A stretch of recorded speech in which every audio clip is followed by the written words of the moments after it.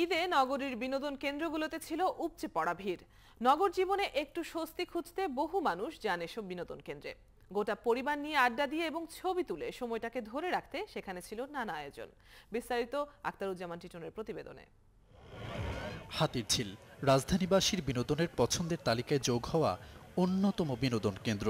ঈদের মতো বিশেষ দিনে থাকে মানুষের আনাগোনায় মুখর। দুপুরের পর থেকে ছোট বড় বন্ধু স্বজন নিয়ে সবাই ছুটেছেন হাতিরঝিলে। নৌকা যাচ্ছে আর হাতিরঝিল দেখতেছি। আব্বু আম্মুর সাথে আসছি, বোনের সাথে। অন্য কোথাও থেকে যাওয়া থেকে এখানে এসে ভালো লাগছে। সবচেয়ে বড় কথা হলো যে এটা একটা আনন্দ। সবাই মিলে চক্রাকার বাস আর ওয়াটার ট্যাক্সিতে ঘুরে বেড়ান। আর প্রতি মুহূর্তের ছবিতে সময় বেঁধে রাখার ব্যস্ততা তো ছিলই।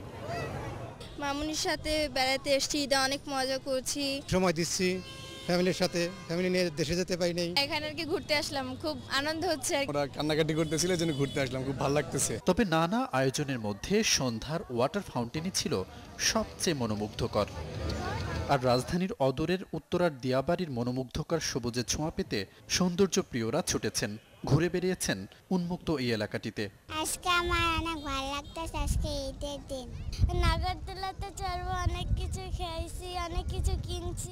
না হলে তো রাস্তাঘাটে প্রচুর জ্যাম, যাওয়া যায় না। এখানে আসলে ভালো লাগে। প্রতি বছরই যখন আমরা ঢাকায় ঈদ করি তখন এই খোলামেলা জায়গায় একটু বেড়াতে আসি, আনন্দ করতে আসি। ভিড় ছিল শিশুদের অন্যতম বিনোদনের জায়গা শিশু পার্কেও।